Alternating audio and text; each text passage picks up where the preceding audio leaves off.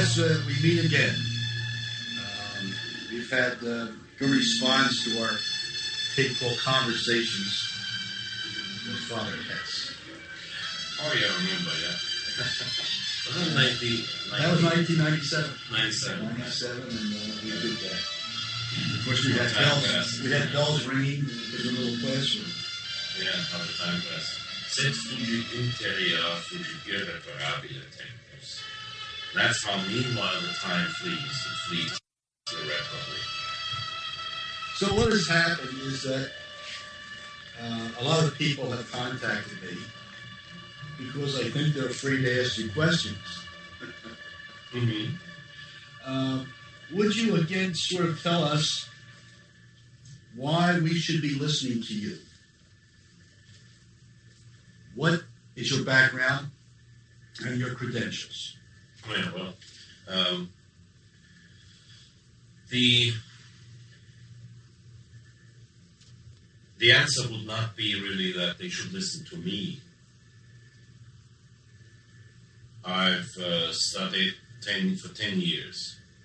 As a matter of fact, you see, while you were working hard for most of your life, I'm now 47. For most of my life, I didn't work hard, not in that sense. I've worked in factories, chemical industry, Germany, whatever, but I know what work is. But most of the time, instead of working, I was reading. If I had a better memory, then I would be much closer to perfection as far as my knowledge is concerned. But I have done my studies at the Angelicum in Rome, but that's not the point. That's a high school, sort of high school outfit. Pretty low level as far as the academic level is concerned. But I had the luck of having some of the old teachers who introduced me to St. Thomas in the proper way. And once introduced to St. Thomas, I started to, instead of studying the most of the time modernist books most of the teachers at the Angelicum wanted me to read, I just spent my spare time, and I also spent my studying time with the writings of St. Thomas and the famous book which is called Denzinger Schönmetzer, the collection of the Papal Magisterium in Latin. That's a book that I'm studying now for 25 years. That's the reason why there are certain things that I really know. And at the same time, I hope at least I've not lost my common sense. And the reason why I say you're not listening to me, but to the church teaching as much as I can remember it. Now, there's young people out there who will remember certain things much better than I do. At the same time, many people have not learned the theological method. That's not only common sense, it's also that you will never have all the answers ready all the time. See, we are doing a sort of live interview here, and I've not been prepared for this. I don't even know what your questions are going to be. But you may rest assured that whenever you face me with a question that I do not have the answer for, I will not give an answer. I will not give you a substitute for an answer. One of the things today that is thoroughly misunderstood, also among traditionalists, is that to think that who has the better argument has the truth. That's not true. That's what people may think about some idiotic TV discussions between presidential candidates.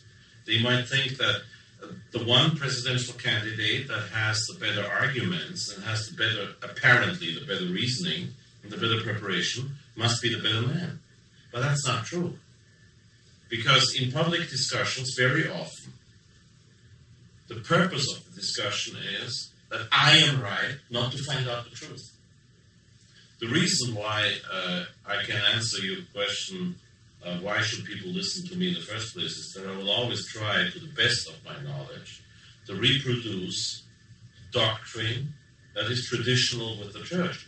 One of the reasons why I'm not in all too familiar and good terms with the conciliar churches, because they would want me to quote Vatican II, and after having stopped quoting Vatican II, to quote Paul VI and John Paul II.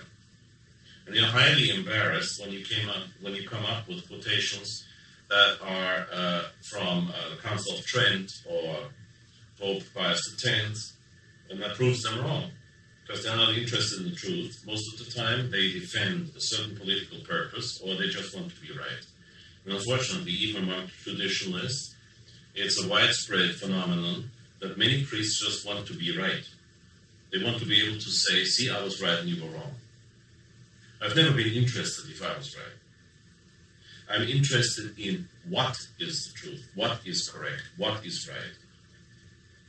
And the reason why I would never say you should listen to me, but the reason why there could be much worse things you could do than listening to me is because at least I try my very best not to make up things. I try to give quotations as much as my memory permits me to do so.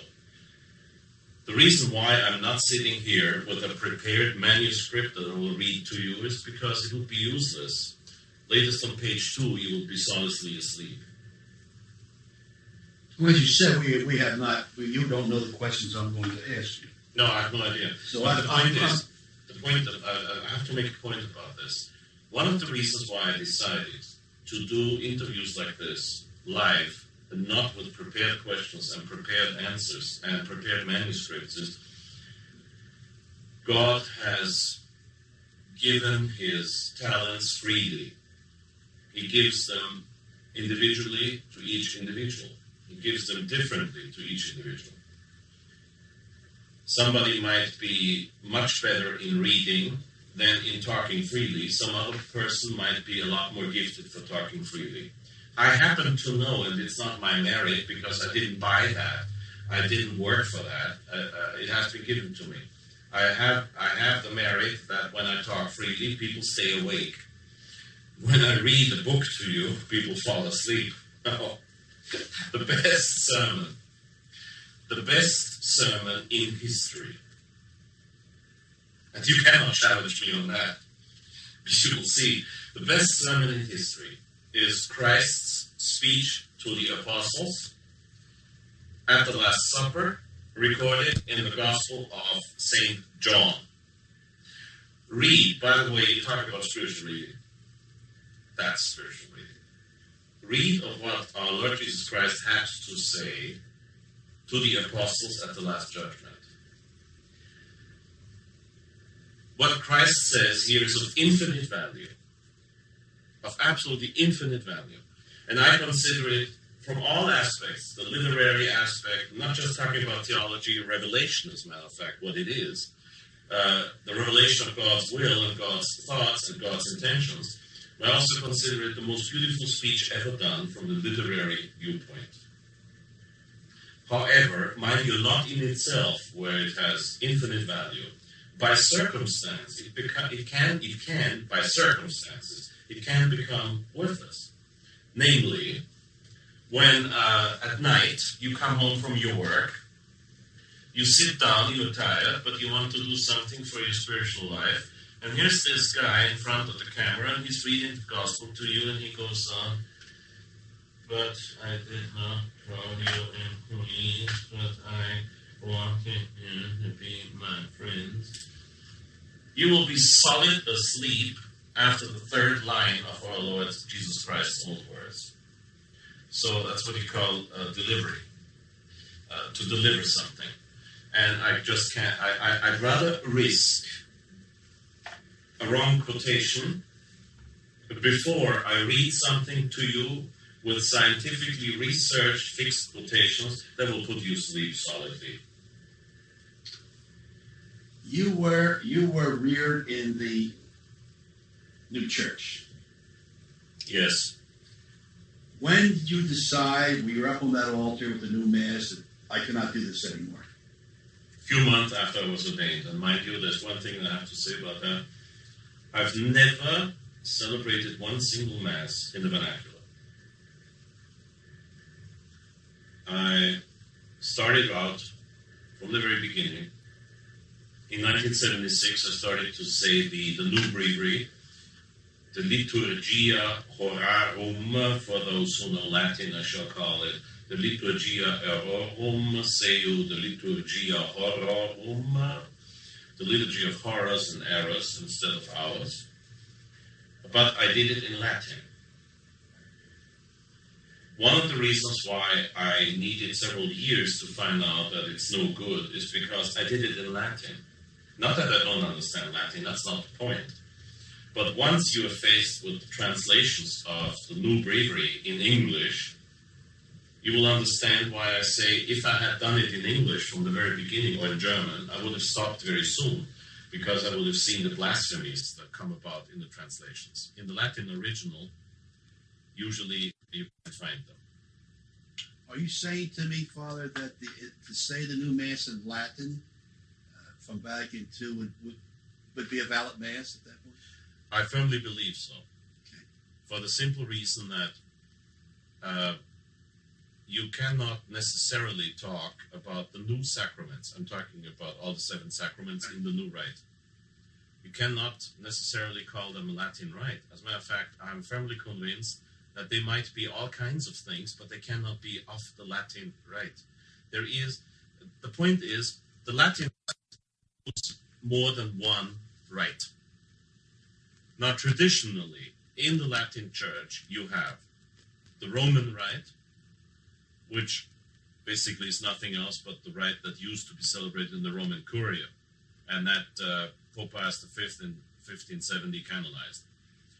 You have the Ambrosian rite, which is pretty similar. The Dominican rite, which is pretty similar. But then you have the rite of Braga in Portugal. You have the Premonstratensian rite. You have the rite of the Carthusians, whose founder we celebrate today, Saint Bruno or Pro Nobis. And we have the Mozarabic Visigothic rite, which is celebrated in Spain and which is quite different to the Roman rite. And so from the very fact that we have to consider different rites, and from the very fact that Pope Innocent III said that you shouldn't change, that a pope who changes all the rites and all the sacraments and comes up with new ones, put himself in schism with the Church. And from the very fact that at the Council of Trent, 7th session of the Council of Trent, about sacraments in general, Canon 13 says, whosoever says that the traditionally handed down rites that are used in the solemn administration of sacraments can be held in disdain, or can be shortened, or can be turned into new rites by any one of the pastors of the Church. Anyone, this means whosoever, because the Latin word quis cumque doesn't mean anyone, but it means whosoever. Doesn't matter who it is, he can't do it. Now, whosoever means the Pope is included. Who says so is outside the Church. That's why I think that the Pope doesn't have a right to change all the rites. If he does so, at the least, he is committing a schismatic act, because that's against the unity of the Church. And I mean, just look around. There is no such thing as a unity anymore here. Everyone does what he wants.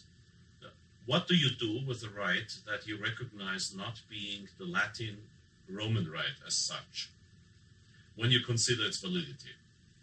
Now, for the Roman rite, we have a definition. For the Roman rite, the sacramental forms and the matters are defined. We know if we don't use bread and wine for Mass, it can't be Mass anyway. You don't use water for baptism, but Coca-Cola can't be baptism anyway. We know these things. We also know if you baptize in the name of Christ, which Pope Nicholas I said would be valid, we know it's not valid in any case. It has to be in the name of the Father, Son, Holy Spirit, Trinitarian baptism. At the same time, when we are faced with a schismatic rite, which is something the Church had to deal with extensively and intensively, latest after the great schism between the Eastern and the Western churches in the year 1054, the Church had to deal with the question, how do we determine which rite is valid? So they went according to the content. That means they examined the form of the sacrament and said, does this form express the essentials of the sacrament? Yes or no? They didn't say, is this form deviating in one or two or three single terms or words from what they are supposed to do? No. They examined those rites according to, does it express the essence of the sacrament? Yes or no? The last one to make these things very sure was Pope Leo XIII in Apostolice Curae at the end of the last century, when he established that the Anglican ordinations were not valid. And he established, finally and forever, that they were not valid mainly because of the defect of intention, not of the form, originally of the form, but not back then. And so when you deal with the question, are the Novus Ordo sacraments valid? You have to examine the matter, the form, and the official, mind you, and that's the whole point, the official intention, the objective intention, the manifest intention. The Church has never tried to look into one's soul. You can't even do that in the confessional. How would I know as a priest if the guy who's just confessing his sins is saying the truth or not? I can only pronounce a judgment on what I've heard. God knows his soul. The fact that St. John Maria Vianney knew it was a special gift. Another one of these aforementioned gratiae gratis date, the freely given gifts. And according to that, we have to face the fact that in Latin, the fact that they leave out mysterium fidei, mystery of the faith, is not a change in the essences of Mass. The essence of Mass is the double consecration. It's very important to understand. The essence of Mass is the double consecration. Twin, it should be called. Twin consecration. Bread and wine. Therefore, the essence, and this is something you can look up in the old moral theologies, is this is my bread, this is the cup of my blood. This is my body, and this is the cup of my blood. That's the essence. And that is given in the Latin New Rite. The question starts with the vernacular translations that change the actual message of those words by saying which has been given for all instead of for many. Those who expect Fr Hesse to be the judge on everything will be highly disappointed when I tell them I do not have definite proof that New Mass in English is invalid. I also do not have definite proof that the New Mass in English is valid. Therefore, I have proof that it is doubtful. I have never had a doubt about the Latin New Mass, celebrated correctly, of course. Why correctly? There is a big, great important mistake about that. People think they can judge a priest's intentions. No, you can't. But, and this is how the Church did it and does it, if a priest, dressed in whatever the local vestments are, but obviously those vestments that are used for Mass, approaches an altar, whatever that is, as long as people would commonly say, yes, that's an altar, has the missal up there, uses the official book issued by the Church, issued, I said, because when we talk about the Novus Ordo, we're not talking about a promulgated law. Issued book by the Church. Then they would say, okay, Father's going to say Mass. You see, again, I talked about the common sense on another occasion. And I have to repeat it. Common sense is the sense for the probable. You see that somebody makes it visible that he has the intention of doing what the Church does. It's like when you have a priest of the Society of St. Pius X, he leaves the sacristy. He is dressed as a priest is supposed to dress. He approaches an altar that looks like an altar is supposed to look like. On that altar, there is a missal which you, of course, can only presume. They're not going to let you see it to check. But you presume this missal up there is a real, authentic missal of St. Pius V, therefore a missal of the Catholic Church, Roman Latin Rite. And then he starts, in nomine Patris et Filii et Spiritus Sancti, Amen, inter voluntaria Dei. You presume, okay, Father's saying Mass. And that's very important, because this way, the priest makes it manifest. Manifest means visible, almost tangible, if you were allowed to, that he's saying Mass. Therefore, if a priest in the new rite performs the way he's supposed to, your point of departure will be the presumption that he wants to do what the Church does. I'm not saying this is always the case. There is some people out there in this country who take everything that I say and say, then they say the contrary, say, okay, Father, so you did not say that. I'm sorry, human language is not that simple or simplistic. After having been in huge European palaces, if I say to you, John, this is a beautiful house, and it's a beautiful house, but I've been in bigger houses than this one here, some of these theologians, so-called theologians, will say, okay, Father, so you're saying this is a small house. No, I didn't say that. I said, I've been to bigger ones. I didn't say, this is a small house. And it's not a small house. I don't consider this a small house, but I've been to bigger ones. See, this is no way of arguing theology. In theology, you do not, never, ever try to hook somebody else to his own quotation. Real theology, the way St. Thomas dealt with it, the way most of the greatest theologians did, you only want to find out the truth. You're not interested in what the other one says. This is why I say you don't listen to me. Hopefully, if I don't make a mistake, I'm not infallible. If I don't make a mistake, hopefully you're listening to what the popes say. But you don't listen to what I say. You listen to what the popes said, minus the faults of my memory. Now wait. The point I'm making here is, we're talking about probability. I consider the new Mass properly celebrated in Latin or in a correct translation, which, for example, in the Polish language is correctly translated. I consider it, as much as I have the authority to judge on that, I consider it valid. If you say there is the general instruction to the new Mass, which delivers a heretical definition of Mass, I'm sorry to disappoint you on this point. It does, but that is the rubrics. Officially, and you have to read Apostolice Curae, the document on the Anglican ordinations on that, where Pope Leo XIII says, if the rite is shortened, if things are left out with the obvious intention of changing the doctrine, and the doctrine is changed, then it's invalid. On paper, officially, ask the Vatican, write a letter to Cardinal Ratzinger.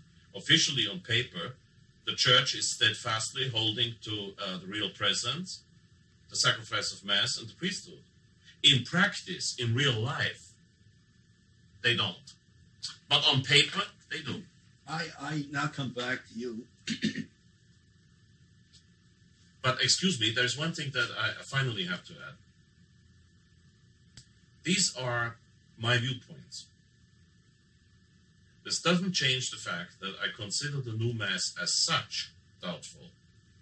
And that, of course, puts it in a different light. Denzinger Schönmetzer, quotation 2101, says, you're not allowed to frequent sacraments, not even for pastoral reasons, according to a probability. Another question I have is, do you believe, and this is a question that's asked of me, since I set you up with that, talking about the validity of the Mass. Yeah. If you felt that the sacraments of Vatican II were doubtful, would you not try to have yourself reordained because you may have not been ordained correctly? Yes. Definite yes to that. But I don't doubt them. See, you talk about the sacraments. There are 7. As long as one follows the newly published Rite on Baptism, I'm only aware of the Latin edition. Okay, so those people who always like to hook me on my own arguments, don't quote me on the vernacular editions. Thank you. I'm talking about Latin. I have no doubt about baptism, even though the exorcism is ad libitum. I have no doubt about confession, especially not about confession. All that's needed for confession is ego te absolvo peccatis tuis in nomine Patris et Filii Spiritus Sancti. Amen. In what language ever, as long as it's clearly understood. I have absolutely no doubt about ordination whatsoever. I will go into detail about this, obviously. But before you go that far, Malachi Martin, who was, of course, someone you sort of liked, in his, I think it was Deserted Vineyard, said, we don't know at this point who is really truly ordained. Yes, correct. That has a different background, this statement, which I will come back to. Now, when we talk about the new sacraments, I said, if the intention is manifest that the priest is going to celebrate Mass. See, I'm not quoting myself here. I'm quoting a person that I consider to be a real authority on this, and quite frankly, I don't care if people agree with me on this point. Archbishop Lefebvre said, basically speaking, the new sacraments are valid. Unless, and then he made the exception that I will go into detail with. But he said, basically speaking, it's valid. And Archbishop Lefebvre said that as a point of departure, we consider the new Mass valid unless, and then he said pretty similar things to what I have said. And I consider Archbishop Lefebvre an authority. I do not consider 17-year-old self-appointed theologians who are not even in the priesthood, have never studied properly and anything, to be authorities. I do not even consider myself to be that much of an authority. But Archbishop Lefebvre, according to a church tradition, when things get rough, so of speaking, you trust the bishop rather than the priest, basically speaking. Now, this could be turned beautifully against me with the American Bishops' Conference today, but at the same time I would say, well, look at the priest, they're even worse. And the point I'm making is we are dependent on a certain authority on many things, because even papal statements are anything but clear, at least sometimes. And as far as the probability is concerned, I exclude it. I have a problem with confirmation, because I don't think that Paul VI could validly allow anything but olive oil to be used for confirmation, which is the matter of confirmation. And therefore, if you go ahead and use some peanut oil or sunflower oil or whatever, I consider confirmation invalid. However, I'm not a pope and I have no final judgment on that. I consider it, it's definitely doubtful. Definitely, from what we know, it's doubtful. When we consider extreme unction without olive oil, I can't see how it would work. Well, now today, the ordinations don't have extra. Oh, no, I'm sorry. So I'm sorry, the matter of ordination is the imposition of hands, not the olive oil. Yeah.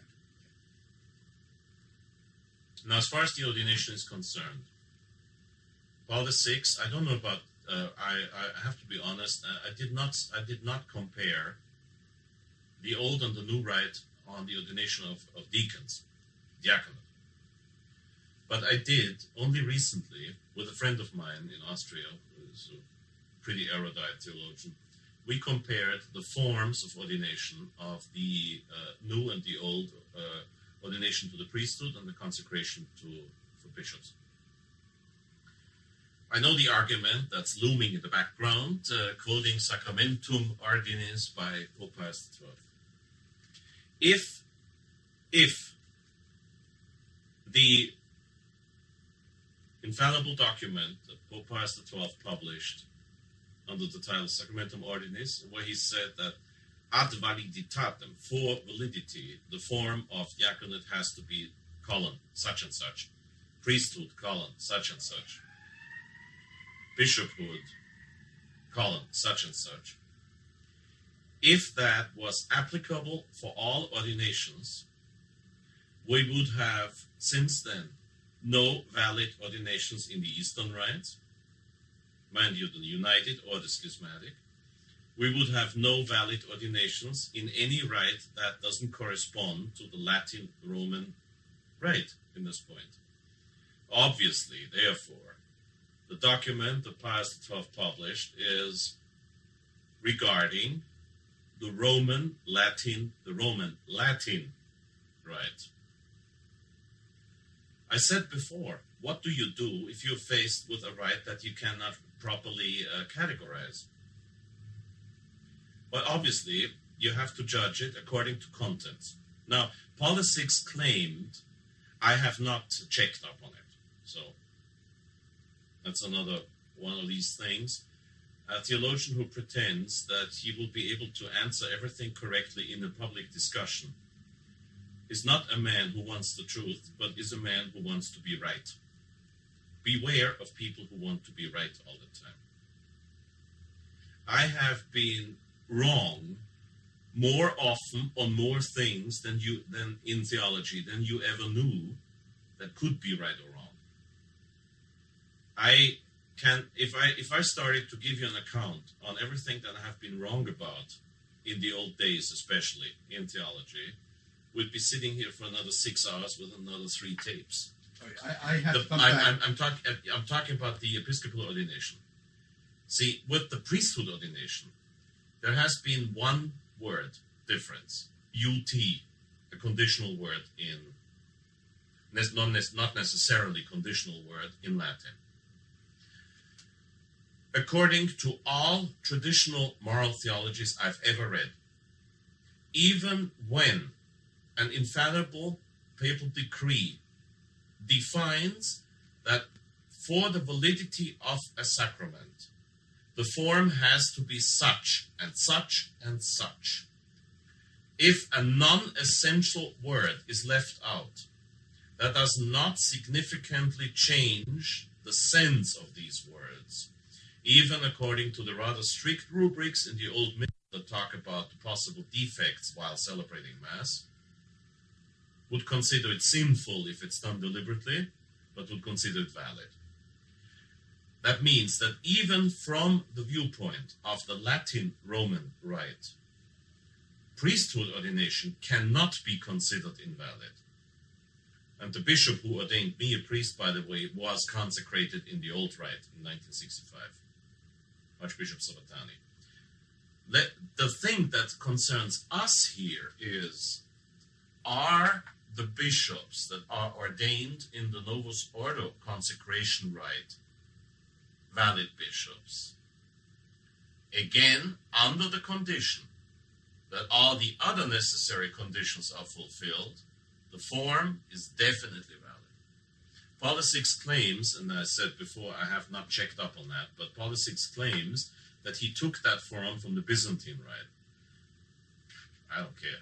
The point is, there are several different ways of consecrating validly a bishop.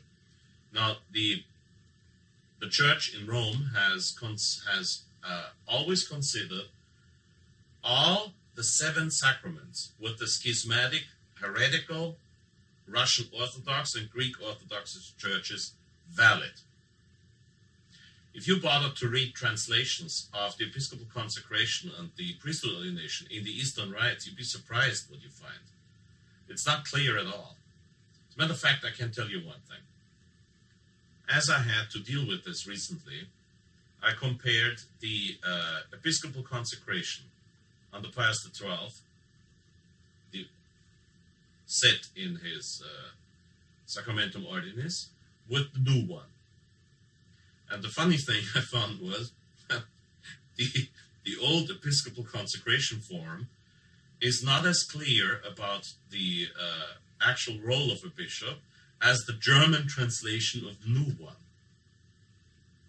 So we're talking about something that is contained in the form of the sacrament. And as I said before, as I cannot consider the new ordinations to be necessarily of the Latin Roman rite, leave it open right now if the Novus Ordo is just plainly schismatic, or if it's a Gnostic sect, as Bishop Tissier de Malaray said, or if it's just a conciliar sect, as Archbishop Lefebvre called it. If it's, let's say it's sectarian and heretical, then we have to deal with it exactly the way the Church dealt with the Russian Orthodox and the Greek Orthodox rites, which are all recognized, all of them. And they're not necessarily as clear as the Novus Ordo rites on many things.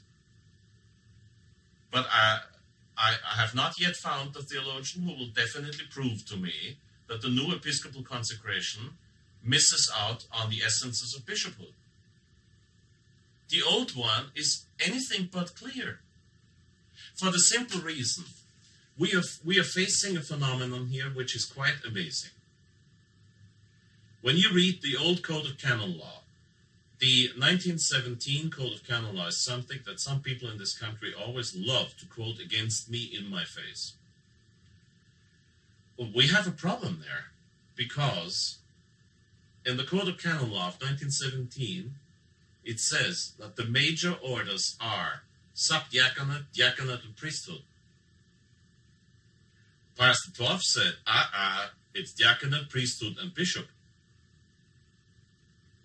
St. Thomas Aquinas said, and it was a tradition in the Latin Church, that the matter of ordination and priesthood is the handing over of the instruments, which had to be, while the bishop was still holding them, chalice and paten, had to be touched by the candidate for ordination.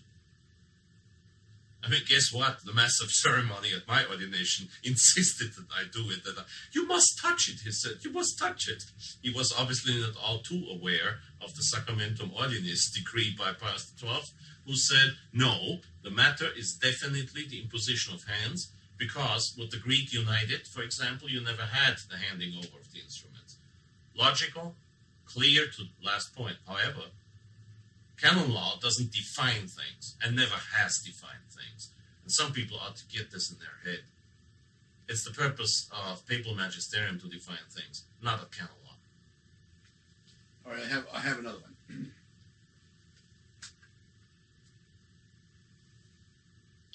Can a priest or a religious, bishop, archbishop, cardinal, pope, be a Mason? Nope. What if he is? According to the old Code of Canon Law, he's excommunicated. According to the new Code of Canon Law, he has to be justly punished. That's what the law says. Question.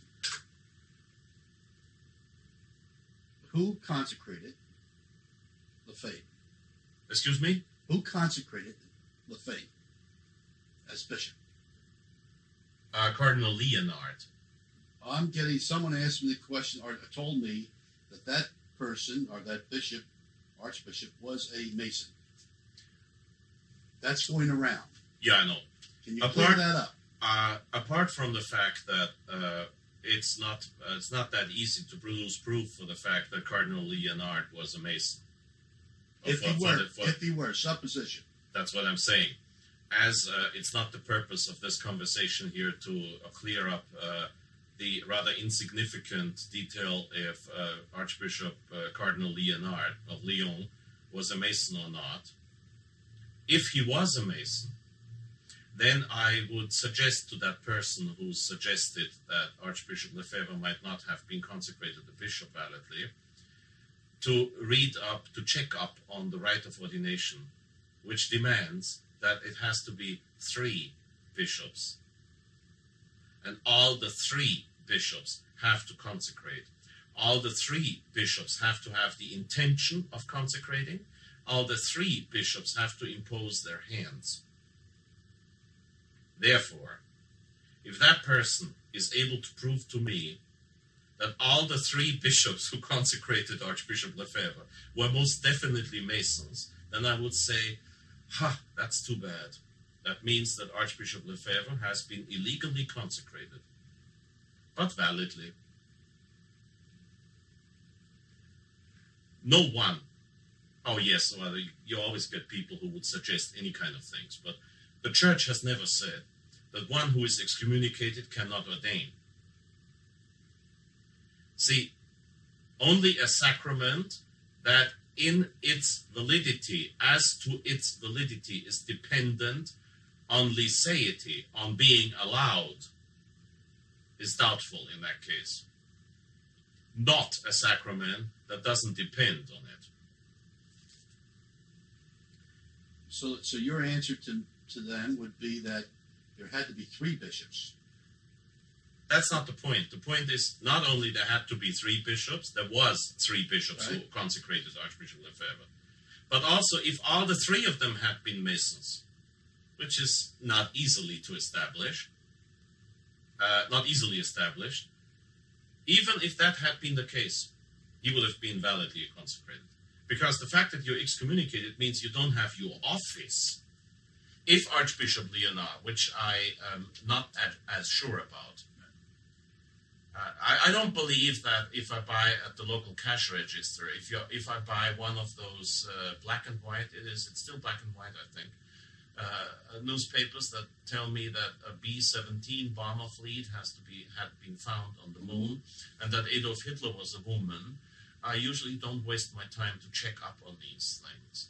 And I have long ago stopped to check on every Mason that I supposedly had been. You're saying because, and even if someone were excommunicated, he ordains validly. Okay. All right. Have you ever heard of a group called the Knights of Malta? Yes, definitely. And who are they? And are they part of what? Are they part of? There are several theories. There is a very interesting. There's a very interesting group in. I think it's Pennsylvania. It's in Pennsylvania, yes. Who claim to be the true Knights of Malta, and who say that the Knights of Malta right now in Rome would not be the Knights of Malta. And their argument is that when the Order of the Knights of Malta sort of died with their Grand Masters, was it treason or whatever? I don't remember. My memory for historical details is unfortunately not good. They claim there had been a sort of sedis vacancy among the Grand Masters of the Knights of Malta, and then Leo XIII re-established the Knight Order of Malta. They say that can't be, because if it is actually, as the Italian license plate says, SMOM, SMOM, Sovrano Militare Ordine di Malta, Sovereign Military Order of Malta, it wouldn't be sovereign if it's out of papal graces. Now, they say that because the Roman Knights of Malta are dependent on papal grace, they are not sovereign, and they can't be the true Knights of Malta. And then I've never been able, however, to find detailed information on who after the Tsar, which Tsar was it, Paul, I think it was Paul, who supposedly was the last Grand Master of the true Knights of Malta. How that succession would end up in Chickasha, Pennsylvania. I don't. The point I'm making is this. I couldn't care less if the Knights of Malta in Rome are authentic or not. I know they're not Catholics because they follow everything that Vatican II says and the Pope says. But I don't think that was the intent of the question. I think the intent of the question is that there are a lot of subversive secret societies. The Knights of Malta have never been secret. Okay. Never. None of those groups. Not that I'm aware of.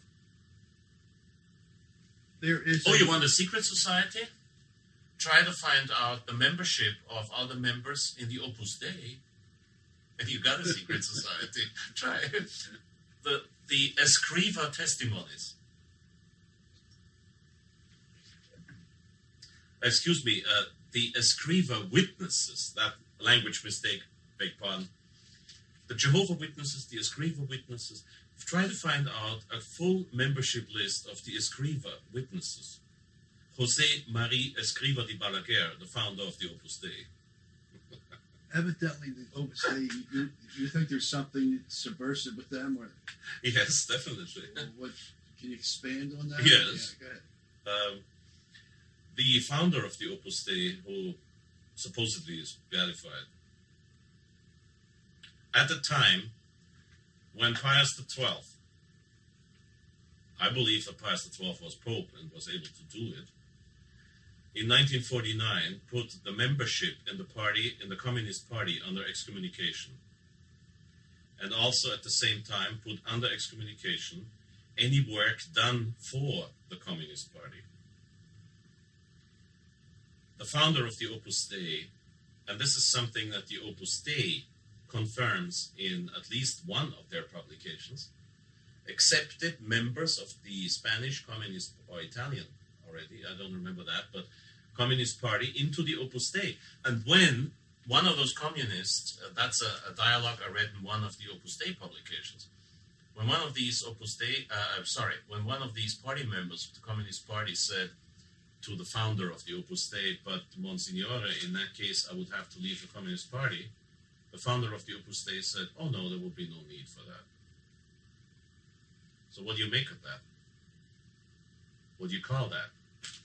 When the membership in the Communist Party was under excommunication, the founder of the Opus Dei admitted members of the Communist Party into the Opus Dei without telling them to leave the Communist Party.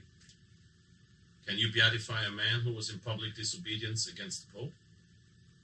At a time, mind you, when there was no church crisis like now. By the way, the founder of the Opus Dei said that he had a doctorate in not only in theology but also canon law. I've never found anybody who would show me that.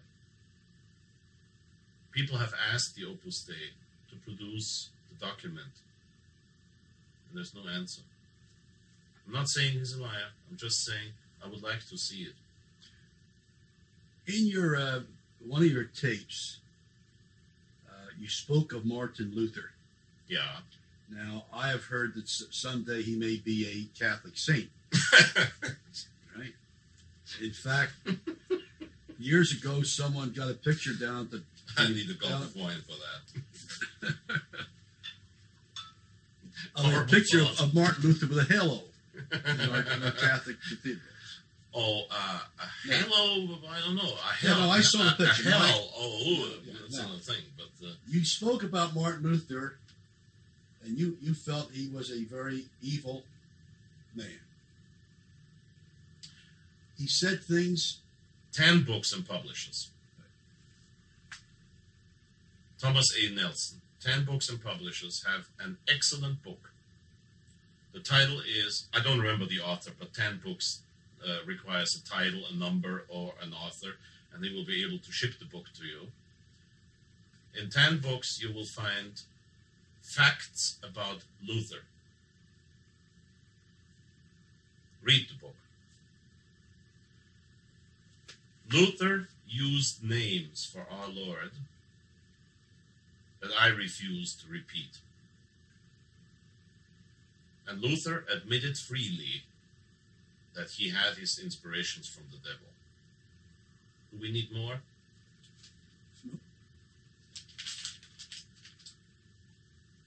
You ready? Yeah. There is a picture of the Pope kissing the Quran. Yes. Public act of apostasy.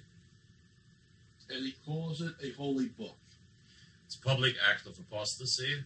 If I had scientifically irrefutable proof that that act of apostasy would be a formal act of apostasy, I would side with the sedisvacantists. Sedevacantists, I'm sorry to call them. There's no doubt that he kissed the Quran. Yeah, there's no doubt. Is there any doubt that he called it a holy book? No.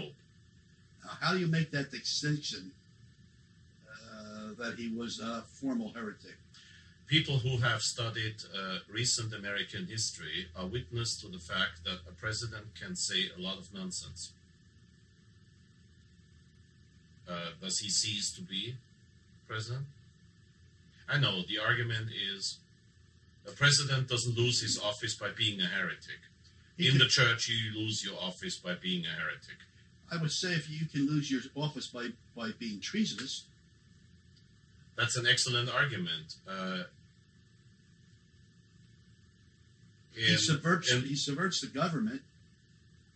What would be the difference? In this century, the 20th century, which has not ended last December 31st, but will end this December 31st, for those who have a spark of mathematics left in their memory, because it was called the 20th century, and the 20th century cannot end in 1999.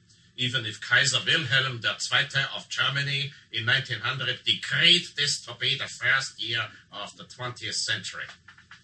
Doesn't change the fact that the 20th century has given ample proof for treacherous people being heads of states without losing their office. Now, we are here actually touching another question, which you might have in your list of questions. I don't know. But we are actually touching another question here. Do we have a pope, yes or no? I have only one answer to this, and I will repeatedly give this answer. As long as I do not have scientifically irrefutable proof that this present pope is not pope, I will hold him as such. Why? Papal pronouncements on when a pope, not just when somebody loses his office, but when a pope loses his office, have been scarce, to say the least. Very few popes, unfortunately, because I do not believe it, but very few popes have contradicted the theory that the pope is above canon law. Mind you, I'm quoting even church doctors. Forgive me, I don't have the page, I don't have the author, I don't have the book. But it's an old saying, the Pope is above canon law. Pope Pius IX said about himself, I am tradition,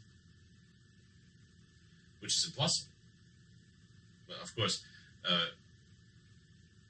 a mental error is no impediment to sanctity.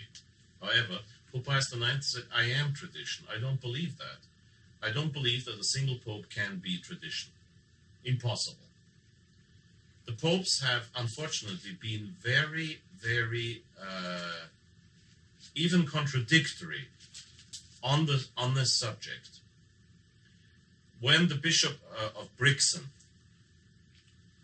in 1869 asked Pius IX,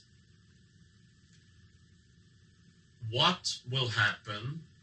They were discussing the infallibility to be pronounced as a dogma. And Pius IX was asked by the Bishop of Brixen, what will happen if a future pope was to pronounce heresy? Pius IX didn't say he would lose his office. Now, this is in writing, and you can find it in the famous collection of papal pronouncements or papal private correspondence. The collection is, for those who like footnotes, MANSI, Mike Alpha November Sierra India, Mansi. And it's in the 5,000s. I wish I had a better memory for things like this. It's 5,500 something, if I remember well. The quotation, Pius IX says, oh, you just don't follow him. He doesn't say this guy loses his office.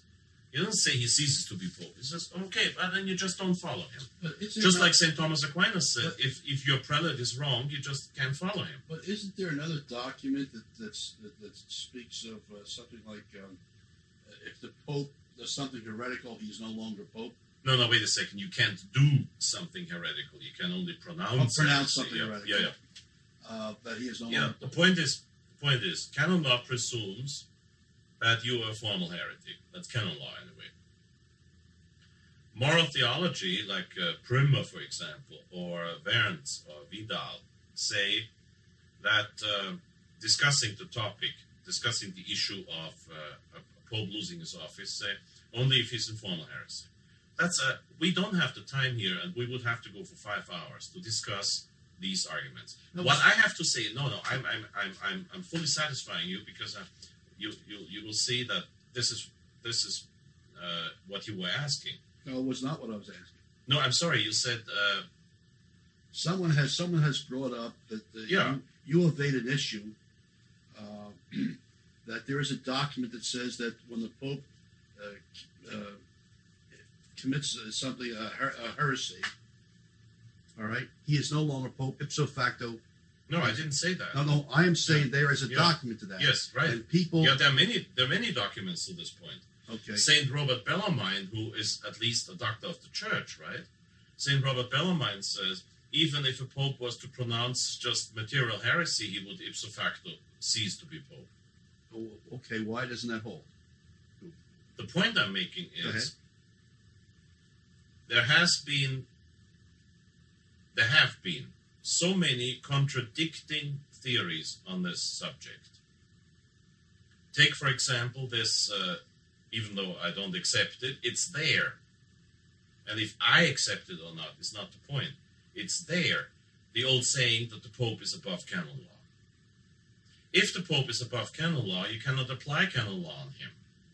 Who would do that anyway? Canon 333, paragraph 3 of the New Code of Canon Law, and that's an almost literal copy from the relevant canon in the Old Canon Law, says, contra summum pontificem recursus non datur. There is no appeal against the Roman pontiff. So the oldest problem as to this topic, does a pope cease to be pope when he becomes a heretic? The oldest problem is not to determine is he a heretic or not, but to determine if he's pope or not. Who's going to do that?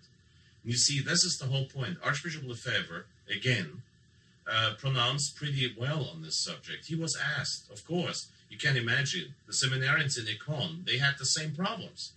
And they knew most of the arguments back and forth, against and for.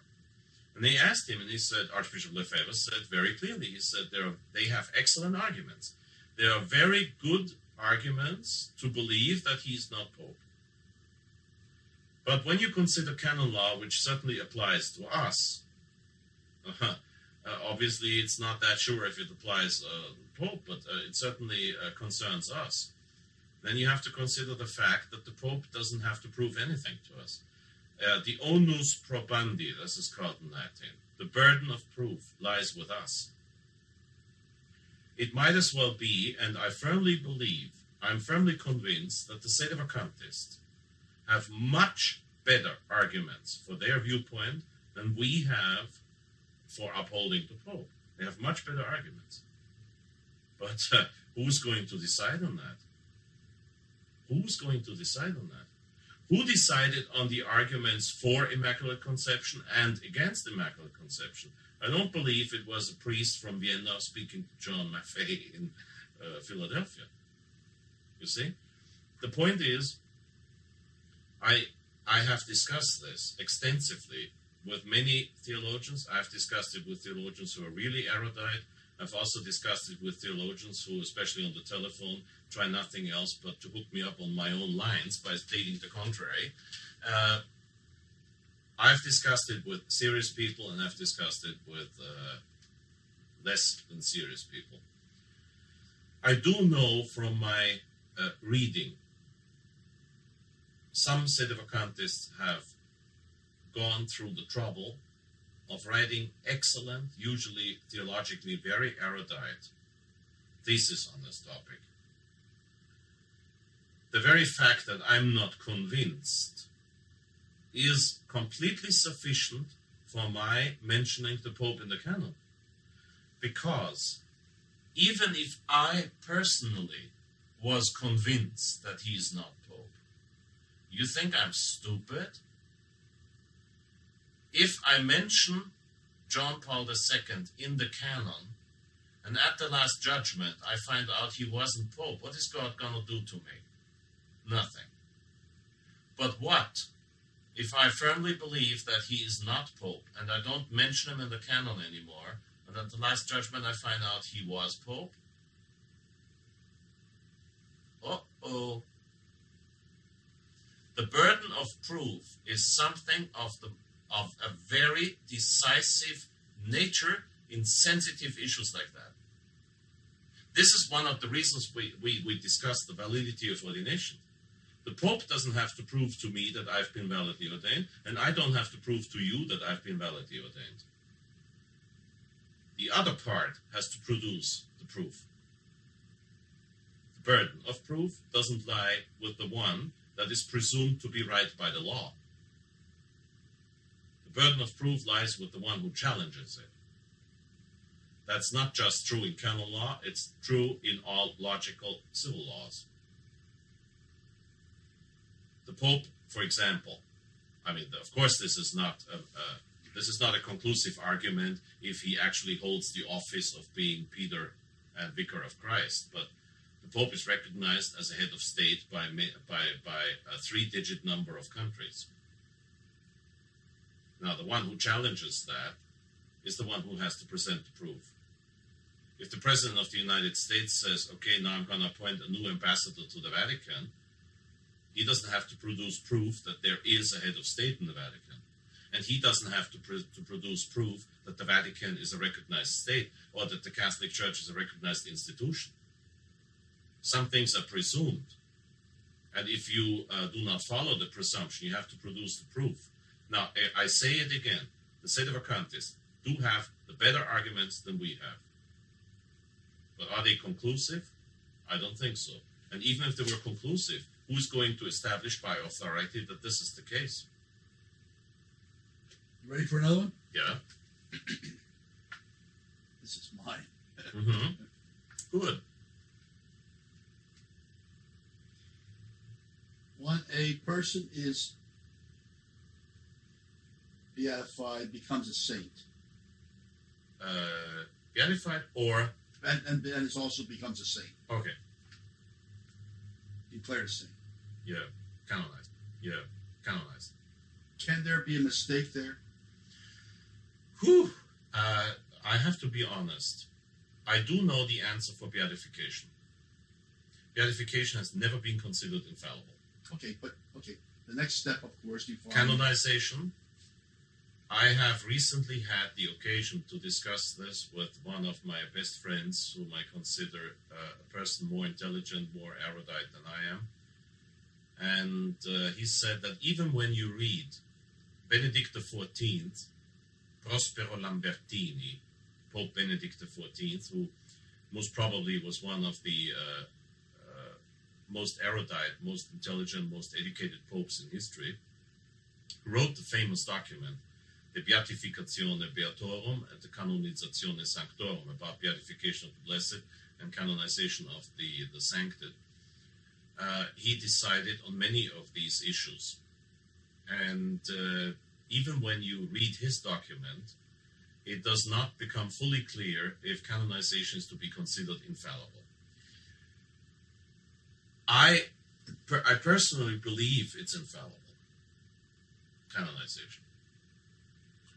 I cannot say, look, I'm talking to people who at least most people who are going to watch this tape usually have trust in my information, and I don't want to disappoint them because I don't have the right to do that. That's why I underline the fact that I personally believe that canonization is infallible, but I'm open to facts. You see, I'm sometimes you face a fact. And then you see it doesn't hold up. Why I bring this up? Yes.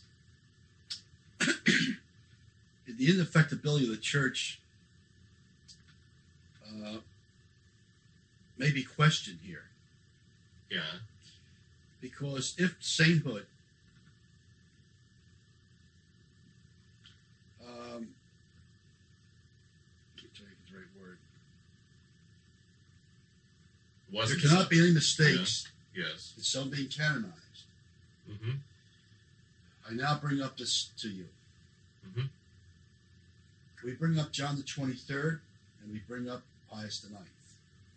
Yeah, okay. Now, basically... Aren't they contradictory? No. Yes. Definitely. So, therefore, Yeah, but that's two different questions here. Now, the indefectibility of the church, those of you who have it already won't have to order it from 10 books, but the indefectibility of the church is something that has been abused, especially recently. The concept of indefectibility. 10 books and publishers offer also an excellent English translation of the famous German book by Ludwig Ott. The family name is spelled Oscar Tango Tango. Ott. Catholic Dogma. And Ludwig Ott is usually very reliable in quoting church doctrine. Now, the indefectibility of the church doesn't mean that everything the church does is all right. The indefectibility, like the unity of the church, is basically the understanding that the church is always one, always true. When you look at the creed, it says, Udam Sanctam Catholicam et Apostolicam Ecclesiam. The one holy Catholic and Apostolic Church. That's the indefectibility of the church. The greatest problem with infallibility is something that I will not sufficiently clear up in this conversation, because unfortunately that's not. I just can't do it. I mean, I don't cheat you. I'm not gonna pretend I know the answer if I don't know the answer. Okay. And the limits of infallibility. When does the magisterium become infallible? When can you rely on the magisterium? What's the borderline between infallible and non-infallible?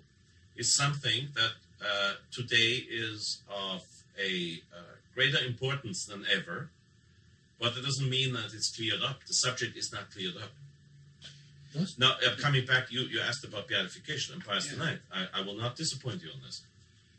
As far as canonization is concerned, I honestly do not know if canonization is to be considered infallible. I consider it infallible, but I do not know that. I cannot say this with certitude.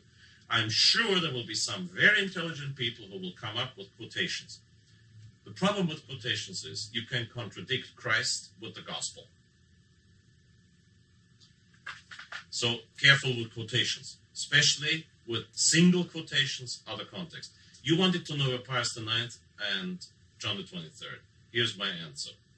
Pius IX, yes, John the 23rd, 9, and I can prove it.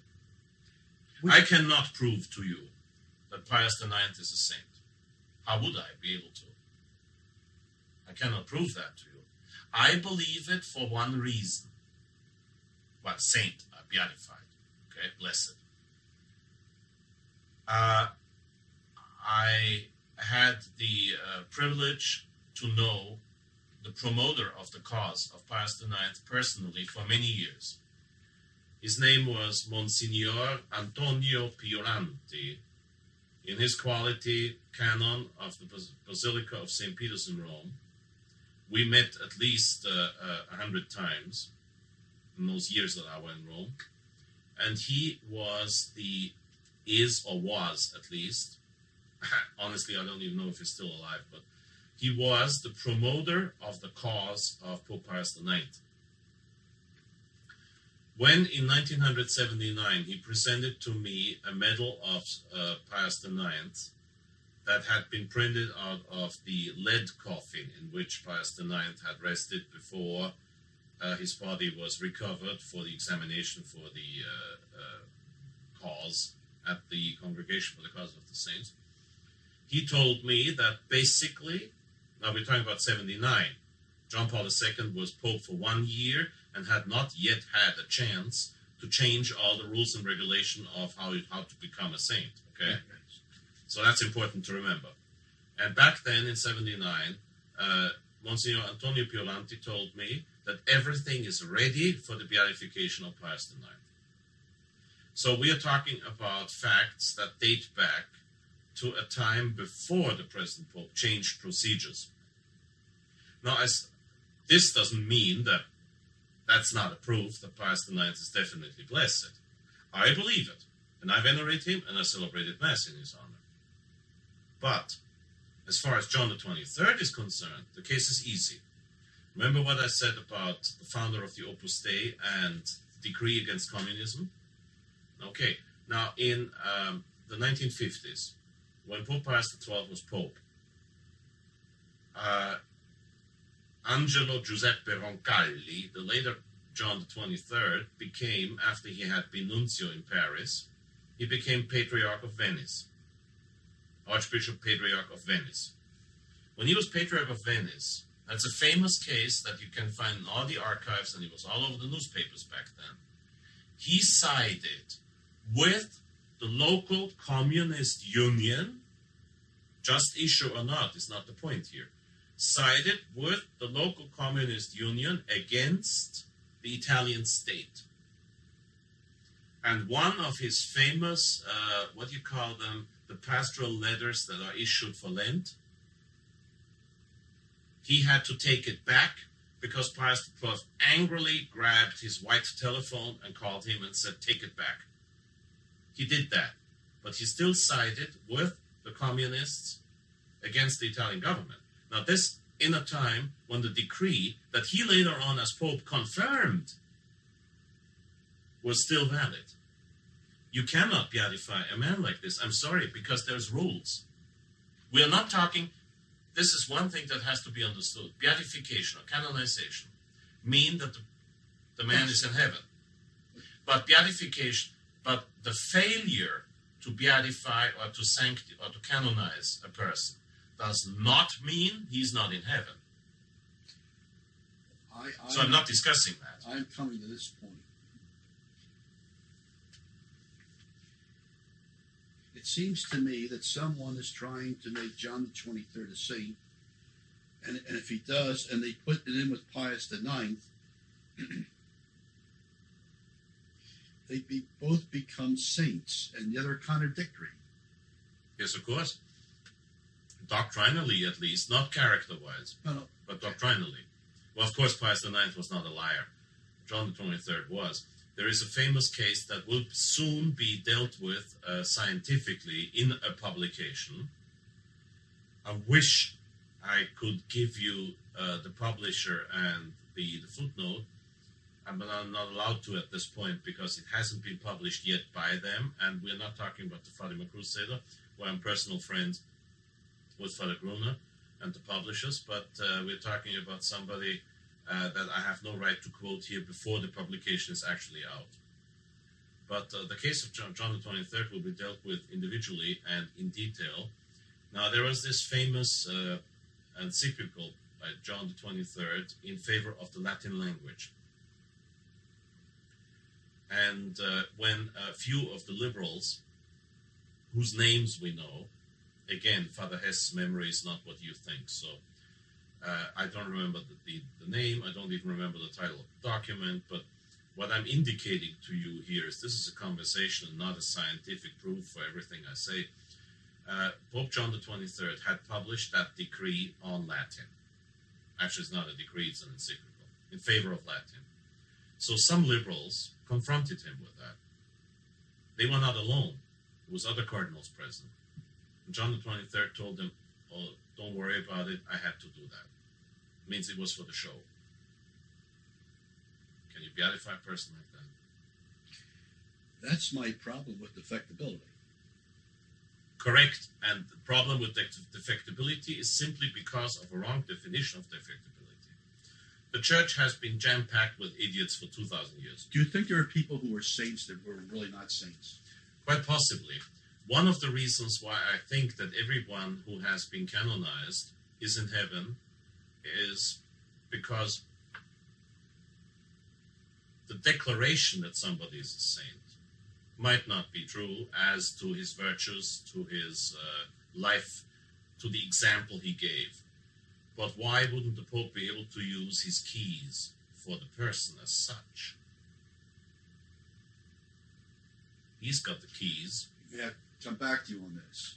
That's not a doctrine, that's a theory of Let me come back to you on this. Actually, it's a suspicion. It's not even. The American Church is trying to tell everyone that Vatican II was a godsend to the Church.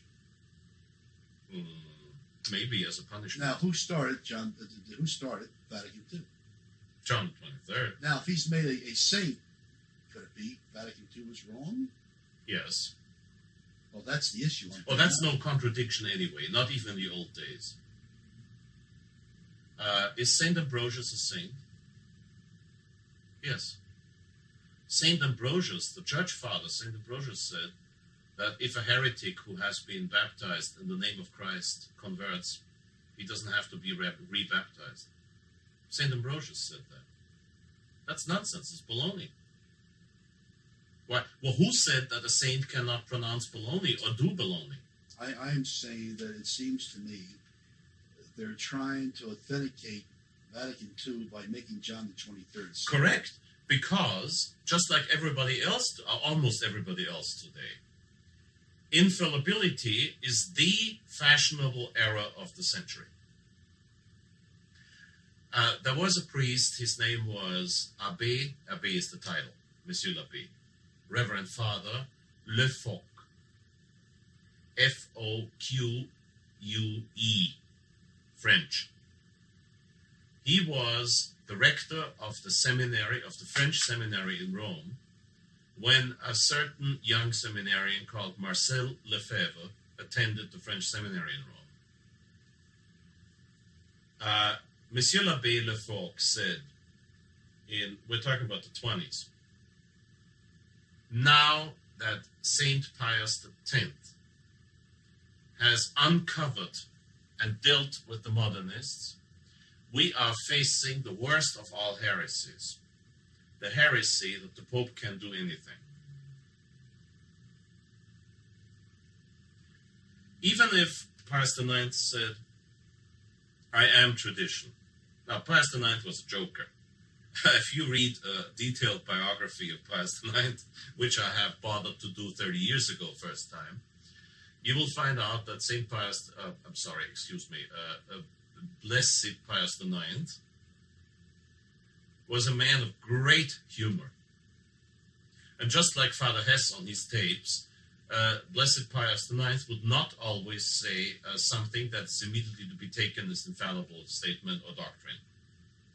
Because when Pius IX talked as a regular, normal human being, he was exactly as infallible as I am.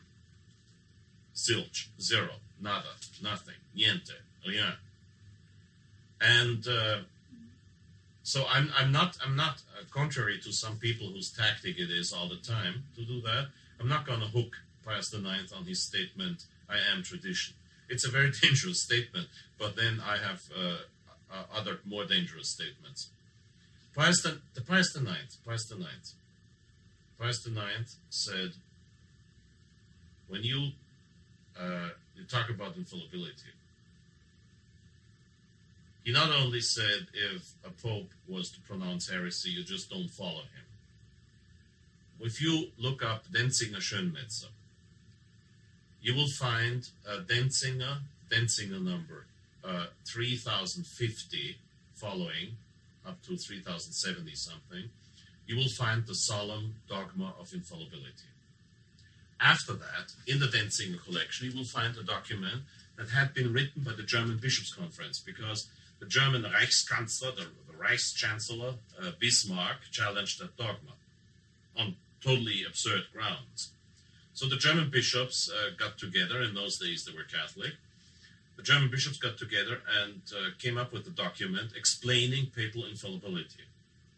Pope Pius IX saw the document, read the document, and signed it. So it's his. And in that document, listen to the terminology of Pope Pius IX. Now, this document originally is in German, so I'm not.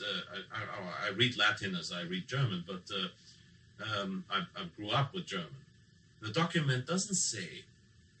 It explains that Bismarck said, "Does that mean the infallibility that now the Pope is the Bishop of Berlin and the Bishop of Dresden and the Bishop of Cologne and the Bishop of Munich?" Which some people today seem to believe. But Pius IX just had the German bishops answer it by saying no. If, for some reason, the Bishop of Berlin does not take care of his diocese, the Pope, and mind mind you, this is a literal translation I'm giving you. If the Bishop of Berlin, for some reason, doesn't mind the business of his, doesn't take care of the business of his diocese, and now comes the literal quotation, the Pope has to interfere. Look at the wording, has. You find it twice in the same paragraph. That means the German bishops didn't say, if for some reason the bishop of so-and-so and such does not take care of his diocese, it's in the judgment of the Pope if he will do something about it or not. They didn't say that. They said the Pope has to react. The Pope has to interfere. Twice in one paragraph. He has to do it. And Pius IX signed it. Pius IX did nothing else but what his predecessors did, who believed in the old oath of coronation, papal coronation. There was an oath that last time was signed by the predecessor, I forgot who it was, of Pope Bonifacius VIII, who became Pope in 1302.